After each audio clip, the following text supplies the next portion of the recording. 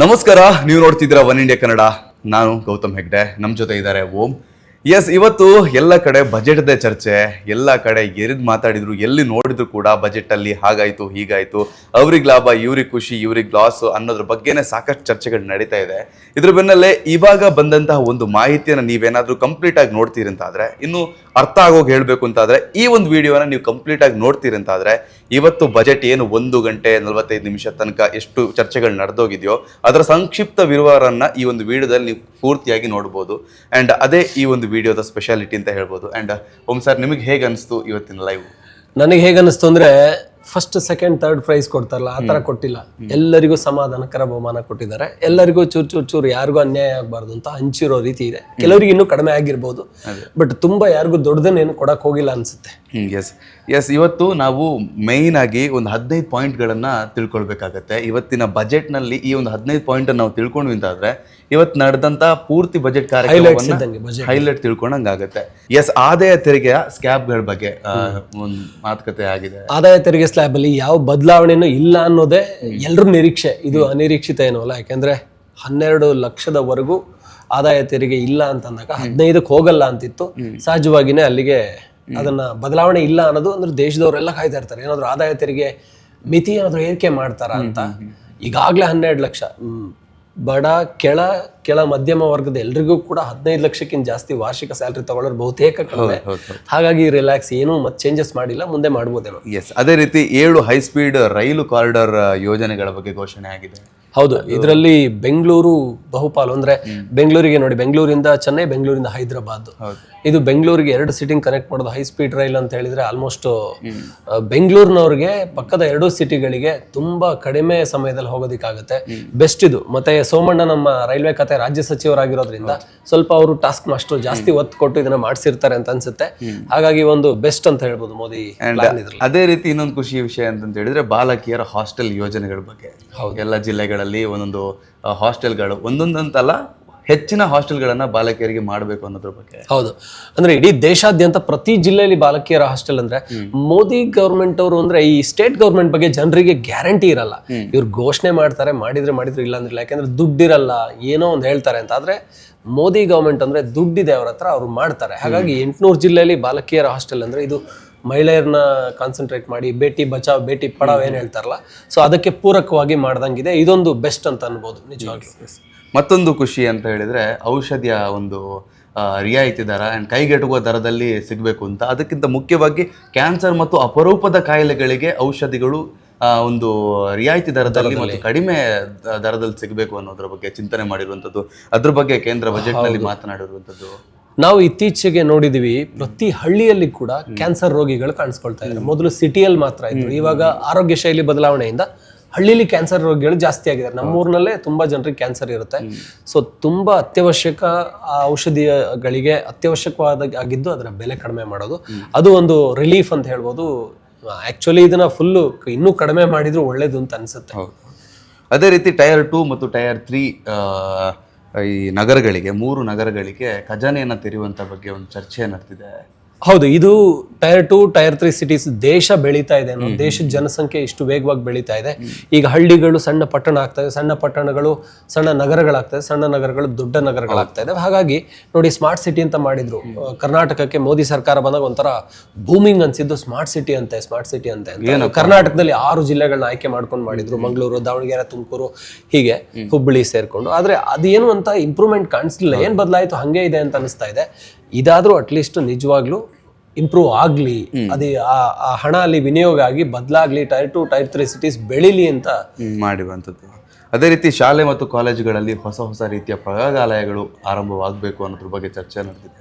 ಅಂದ್ರೆ ಈ ನೋಡಿ, ಪ್ರತಿ ಶಾಲೆ ಕೂಡ ಒಂದು ಪ್ರಯೋಗಾಲಯ ಆಗ್ಬೇಕು ಅನ್ನೋದು, ಅಲ್ಲಿಂದ ಹೊಸ ಇನ್ವೆನ್ಷನ್ಸ್ ಆಗ್ಬೇಕು ಅನ್ನೋದು. ಪ್ರತಿ ಮಗು ಕೂಡ ಏನು ಇನೋವೇಟಿವ್ ಮೈಂಡ್ ಸೆಟ್ ಇರುತ್ತೆ, ಸೃಜನಶೀಲತೆಗೆ ಒಂದು ಬೆಲೆಯನ್ನು ಕೊಡಬೇಕು, ಶಾಲೆಗಳು ಅದಕ್ಕೋಸ್ಕರ ಒಂದು ಅವಕಾಶಗಳನ್ನ ತೆರೆದು ಕೊಡಬೇಕು ಅಂತ ಕೇಂದ್ರ ಸರ್ಕಾರ ಇದೀಗ. ನಾನು ಯಾವಾಗ್ಲೂ ಹೇಳ್ತಾ ಇರ್ತೀನಿ, ನಮ್ಮಲ್ಲಿ R&D ಬಜೆಟ್ ಕಡಿಮೆ ಅಂತ. ಅಂದ್ರೆ ಇದು ರಿಸರ್ಚ್ ಅಂಡ್ ಡೆವಲಪ್ಮೆಂಟ್ಗೆ ಇದಕ್ಕೊಂದಕ್ಕೆ ಬಜೆಟ್ ಜಾಸ್ತಿ ಮಾಡಿದ್ರೆ ಎಲ್ಲ ಇದರಲ್ಲಿ ಒಂದು ಹೊಸ ಅನ್ವೇಷಣೆಗಳಾಗಿ ನಮಗೆ ಟೆಕ್ನಾಲಜಿಯಲ್ಲಿ ನಾವು ಜಪಾನ್, ಚೀನಾ ನೋಡೋದು ತಪ್ಪುತ್ತೆ. ಸೊ ಹಾಗಾಗಿ ಈ ಥರದ್ದೇನಾದ್ರೂ ಪ್ರತಿ ಶಾಲೆಯಲ್ಲೇ ಒಂದು ಪ್ರಯೋಗಾಲಯ ಕ್ರಿಯೇಟಿವ್ ಆಗಿ ಇದನ್ನು ಮಾಡೋದಾದ್ರೆ ಖಂಡಿತ ಅದು ಮುಂದಿನ ಭವಿಷ್ಯದ ಪೀಳಿಗೆಗೆ ತುಂಬಾ ಸಹಾಯ ಮಾಡುತ್ತೆ. ಅದೇ ರೀತಿ 3 ಹೊಸ ಆಯುರ್ವೇದ ಏಮ್ಸ್ ಮತ್ತು ವೈದ್ಯಕೀಯ ಪ್ರವಾಸೋದ್ಯಮ ಕೇಂದ್ರಗಳನ್ನ ಮಾಡಿದ್ದಾರೆ. ಪ್ರವಾಸೋದ್ಯಮಕ್ಕೆ ಮತ್ತೆ ಒತ್ತು ಕೊಟ್ಟಂಗಾಗಿದೆ ಇದು. ಹೌದು, ಪ್ರವಾಸೋದ್ಯಮಕ್ಕೆ ಇನ್ನೂ ಒತ್ತು ಬೇಕು ಅಂತ ನನಗನ್ಸುತ್ತೆ. ಇದು ಕಡಿಮೆ, ಆಕ್ಚುಲಿ ಸಾಕಷ್ಟು ಇದೆ ಪ್ರವಾಸೋದ್ಯಮಕ್ಕೆ. ಆದ್ರೆ ನೋಡಿ, ನಮ್ಮ ನಿರೀಕ್ಷೆ ಇತ್ತು ಅಯೋಧ್ಯೆಯಿಂದ ಅಂಜನಾದ್ರಿಗೆ ರೈಲ್ವೆ ಏನೋ ಒಂದು ಆ ಒಂದು ರೈಲ್ವೆ ಘೋಷಣೆ ಮಾಡ್ತಾರೆ, ಬಟ್ ಅದಾಗಿಲ್ಲ ಸದ್ಯಕ್ಕೆ. ಈ ಪ್ರವಾಸೋದ್ಯಮಕ್ಕೆ ಇನ್ನಷ್ಟು ಒತ್ತು ಕೊಟ್ಟರೆ ಒಳ್ಳೆದು. ಈಗ ಮಾಡ್ತಾ ಇರುವಂತದ್ದು ಗಮನಾರ್ಹವಾದಂತ ಒಂದು ಘೋಷಣೆಗಳೇ. ನಿಜಕ್ಕೂ ತುಂಬ ಯೋಚನೆ ಮಾಡಿ ಈ ಸರ್ತಿಯ ಬಜೆಟ್ ಅಲ್ಲಿ ಕೆಲವೊಂದು ವಿಚಾರಗಳನ್ನ ತಂದಿದ್ದಾರೆ ಅಂತ ಹೇಳೋದು ಕೂಡ ತಪ್ಪಾಗಿಲ್ಲ. ಅದೇ ರೀತಿ ಗ್ರಾಮೀಣ ಮಹಿಳೆಯರಿಗೆ ಶಿ ಮಾರ್ಟ್ಗಳು ಅನ್ನೋದ್ರ ಬಗ್ಗೆ ಚರ್ಚೆಗಳು ನಡೆದಿದೆ. ಹೌದು, ಶಿಮಾರ್ಟ್ ಇದು ಅದೇ ಮಹಿಳೆಯರಿಗೆ ದಿನಸಿ ಅಂಗಡಿಗಳು ಈ ತರ ತೆರೆಯೋದಿಕ್ಕೆ ಹೆಚ್ಚಿನ ಉತ್ತೇಜನ ಕೊಡ್ತಾರೆ. ಆ ಮೂಲಕ ನೋಡಿ ಲಖ್ಪತಿ ದೀದಿ ಅಂತ ಕೂಡ ಇವ್ರ ಪ್ಲಾನ್ ಇದೆ. ಸೊ ಆ ಲಖ್ಪತಿ ದೀದಿ 3 ಕೋಟಿ ಲಖ್ಪತಿ ದೀದಿಯರನ್ನ ನನ್ನ 3ನೇ ಅವಧಿಲಿ ಮಾಡ್ತೀನಿ ಅಂತ ಮೋದಿ ಪ್ರಮಾಣ ವಚನ ಆದಮೇಲೆ ಘೋಷಣೆ ಮಾಡಿದ್ದು. ಬಹುಶಃ ಈ ಒಂದು ಯೋಜನೆಯಿಂದ ಲಖ್ಪತಿ ದೀದಿಗಳನ್ನ ಹೆಚ್ಚು ಮಾಡಬಹುದು, ಮಹಿಳೆಯರ ಸ್ವಾವಲಂಬನೆ ಹೆಚ್ಚು ಮಾಡೋದಕ್ಕೆ ಈ ಶಿ ಮಾರ್ಟ್ಗಳು ಸಾಧ್ಯ ಆಗ್ಬೋದು ಅಂತ ಅನ್ಸುತ್ತೆ. ಅದೇ ರೀತಿ ತೆರಿಗೆಯಲ್ಲೂ ಕೂಡ ಪ್ರಮುಖ ಬದಲಾವಣೆಗಳನ್ನ ಮಾಡಿರುವಂತದ್ದು ಕೇಂದ್ರ ಬಜೆಟ್ ನಲ್ಲಿ. ಹೌದು, ಏನು ಅಂತ ಹೇಳಿದ್ರೆ ಈ ವಿದೇಶ ಪ್ರವಾಸ ಮಾಡೋರು 20 ಲಕ್ಷದವರೆಗಿನ ಅವರ ಆದಾಯಕ್ಕೆ ಏನು ಅದನ್ನ ಆಸ್ತಿನ ಬಹಿರಂಗಪಡಿಸೋದಕ್ಕೆ ಏನು ದಂಡ ಇತ್ತು, ಅದನ್ನ ದಂಡ ತೆರವು ಮಾಡಿದ್ದಾರೆ. ಜೊತೆಗೆ ಏನು ಬಹಳ ಏನು ಹೆಚ್ಚಿಂದಿಲ್ಲ, 5ರಿಂದ 2% ಇಳಿಕೆ ಮಾಡಿರುವಂಥದ್ದು. ಅಂದ್ರೆ ವೈದ್ಯಕೀಯ ವೆಚ್ಚಗಳ ಮೇಲಿಂದು ಇದು ಒಂದಷ್ಟು ಏನು ವೈದ್ಯರು ಹೆಚ್ಚು ಚಾರ್ಜ್ ಮಾಡ್ತಾರೆ, ಪ್ರತಿಯೊಂದಕ್ಕೂ ಎಕ್ಸ್ರೇ ಅದು ಇದಕ್ಕೆಲ್ಲ ಹೋದಾಗ ಜಾಸ್ತಿ ಆಗುತ್ತೆ ಅನ್ನೋದು ಒಂಚೂರು ಕಡಿಮೆ ಆಗೋದಕ್ಕೆ ರಿಲ್ಯಾಕ್ಸೇಷನ್ ಸಿಕ್ಕಿದಾಗ ಆಗುತ್ತೆ. ವೈದ್ಯಕೀಯ ಏನು ಔಷಧ ಪರೀಕ್ಷೆ ಇಂಥದಕ್ಕೆಲ್ಲದಕ್ಕೂ ಕೂಡ ಇಳಿಕೆ ಮಾಡಿರೋದು ಆ ಸ್ಲ್ಯಾಬ್ ಅನ್ನ ಒಳ್ಳೇದಾಗುತ್ತೆ. ಈ ಬಾರಿ ಈಶಾನ್ಯಕ್ಕೆ ಗಮನ ಕೊಟ್ಟು ಬೌದ್ಧ ಸರ್ಕ್ಯೂಟ್ ರಚನೆಯನ್ನು ಮಾಡಲಾಗಿದೆ. ಏನ್ ಸರ್ ಇದು ಸರ್ಕ್ಯೂಟು? ಅಂದ್ರೆ ಇದು ಈಶಾನ್ಯ ತುಂಬಾ ಅದ್ಭುತವಾಗಿ ಪರಿಸರ ಪ್ರಕೃತಿ ರಮಣೀಯವಾದಂತ ಸ್ಥಳ. ಅಲ್ಲಿ ಅತ್ಯಂತ ಹೆಚ್ಚು ಬೆಟ್ಟಗುಡ್ಡಗಳು, ಅರುಣಾಚಲ್ ಪ್ರದೇಶ, ಮೇಘಾಲಯ, ಮಿಜೋರಾಂ, ಶಿಲ್ಲಾಂಗ್ ಇವೆಲ್ಲ ಭಾಗ ನೋಡಿದ್ರೆ ಅಲ್ಲಿ ಮತ್ತೆ ಬುದ್ಧನ ನಾಡು ಆ ಭಾಗದಲ್ಲಿ ಹೆಚ್ಚು ಬೌದ್ಧರಿದ್ದಾರೆ. ಸೊ ಅಲ್ಲಿ ಒಂದು ಪ್ರವಾಸೋದ್ಯಮವನ್ನು ಇಂಪ್ರೂವ್ ಮಾಡೋದಕ್ಕೋಸ್ಕರ ಅಲ್ಲಿನ ಅಂದ್ರೆ ಮತ್ತೆ ನಮ್ಮ ಈ ಮೋದಿ ಸರ್ಕಾರ 2014ರಲ್ಲಿ ಬಂದ ನಂತರ ಆ ಕಡೆ ಭಾಗವನ್ನ ಗೆದ್ಕೊಂಡು ಬಂದಿದ್ದಾರೆ ನಿರಂತರವಾಗಿ ಅಸ್ಸಾಂ, ಅರುಣಾಚಲ್ ಪ್ರದೇಶದಿಂದ. ಸೊ ಆ ಕಡೆ ಗಮನ ಹೆಚ್ಚು ಕೊಡ್ತಾರೆ. ಸೊ ಅಲ್ಲಿ ಚೀನಾ ಬಾರ್ಡರ್ ಬೇರೆ ಇರೋದ್ರಿಂದ ಸ್ವಲ್ಪ ಆಗಾಗ ಬಾರ್ಡರ್ ಕಿರಿಕಿರುತ್ತೆ. ಆ ಭಾಗನ ಜಾಸ್ತಿ ಅಭಿವೃದ್ಧಿ ಮಾಡದಷ್ಟು ಅಲ್ಲಿನ ಜನರ ವಿಶ್ವಾಸನ ಹೆಚ್ಚು ಗಳಿಸ್ಕೊಳ್ಬಹುದು ಅನ್ನೋ ಕಾರಣಕ್ಕೆ ಆ ಕಡೆ ಹೆಚ್ಚಿನ ಉತ್ತೇಜನ ಕೊಡ್ತಾ ಇದ್ದಾರೆ ಪ್ರವಾಸೋದ್ಯಮಕ್ಕೆಲ್ಲ. ಹಾಗೆ ಮತ್ತೆ ಇನ್ನೊಂದು ವಿಷಯ, ಕರ್ನಾಟಕದವರಿಗೆ ಬೇಸರ ಆಗ್ಬೋದೇನೋ ಪ್ರಾಬಬ್ಲಿ, ಯಾಕೆಂತ ಹೇಳಿದ್ರೆ ಮದ್ಯದ ದರ ಏರಿಕೆ ಆಗಿರುವಂಥದ್ದು. ಇದೊಂಥರ ನಗುಬೇಕು ಅಳಬೇಕು ಅಂತ ಪರಿಸ್ಥಿತಿ. ಯಾಕಂತೇಳಿ ಅಳಬೇಕಾದಂಥ ಕಾರಣ ಏನೂ ಇಲ್ಲ, ಯಾಕಂತೇಳಿ ಮದ್ಯ ಕುಡಿದಿದ್ರು ಕೂಡ ಬದುಕಬಹುದು. ಆದ್ರೂ ಏರಿಕೆ ಆಗಿರೋದ್ರಿಂದ ಒಂದು ಸ್ವಲ್ಪ ಚರ್ಚೆ ಜಾಸ್ತಿ ಇದೆ. ಈ ಸಹಜ, ಇದು ಏರಿಸುವವರಿಗೆ ಏರಿಕೆ ಮಾಡ್ತಾನೆ ಇರ್ತಾರೆ ಅವರು. ಇದು ಪ್ರತಿ ಬಾರಿ ಶಾಕಿಂಗ್ ನ್ಯೂಸ್ ಅಂತ ಆಗ್ತಾ ಇರ್ತೀವಿ. ಇದು ಶಾಕಿಂಗ್ ಹೇಳಿ ಎಲ್ರಿಗೂ ಅದೇನು ಶಾಕ್ ಇಲ್ಲ, ಬಟ್ ಅದನ್ನ ಯಾಕೆ ಏರಿಸ್ತಾರ ಗೊತ್ತಿಲ್ಲ. ಪಾಪ ಯಾರು ವಿರೋಧ ಮಾಡಲ್ಲ ಅನ್ನೋ ಕಾರಣಕ್ಕೆ ಅದೊಂದು ಏರಿಸ್ತಾರೆ. ಅದಕ್ಕೆ ಯಾರು ಕೂಡ ಕುಡಿಯೋರ ಸಂಖ್ಯೆ ಕಡಿಮೆ ಆಗಲ್ಲ ಹೇಳೋ ಧೈರ್ಯ ಕೇಂದ್ರಕ್ಕೂ ರಾಜ್ಯಕ್ಕೂ ಇದ್ದೇ ಇರುತ್ತೆ. ಅಂಡ್ ಅದ್ರ ಜೊತೆಗೆ CNG ಮತ್ತು ಬಯೋಗ್ಯಾಸ್ ಕೈಗೆಡ್ಕೋತಾರ. ಇದೊಂದು ಲಾಸ್ಟ್ ಪಾಯಿಂಟ್. ಇದನ್ನ ನೀವು ತಿಳ್ಕೊಂಡ್ರೆ, ಇಷ್ಟು ಪಾಯಿಂಟ್ಗಳನ್ನ ನೆನಪು ಮಾಡ್ಕೊಂಡ್ರೆ ಇವತ್ತಿನ ಬಜೆಟ್ ನೀವು ನೋಡ್ದಂಗೆ ಸಿಂಪಲ್. ಅಂದ್ರೆ ಇನ್ನೂ ಒಂದಷ್ಟಿದೆ.